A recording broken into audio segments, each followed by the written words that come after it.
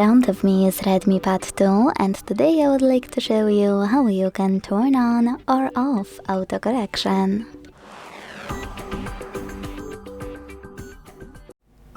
Begin by going into Devices Settings.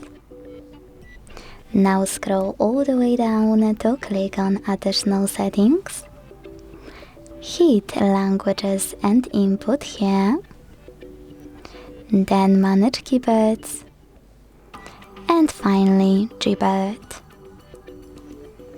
Now it's time to click on Text Correction and scroll down to use this switcher next to autocorrection.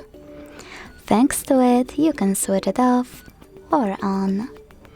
If you want to access autocorrection much faster in the future, you need to click on this switcher next to Show Suggestion strip at the top of Text Correction Settings.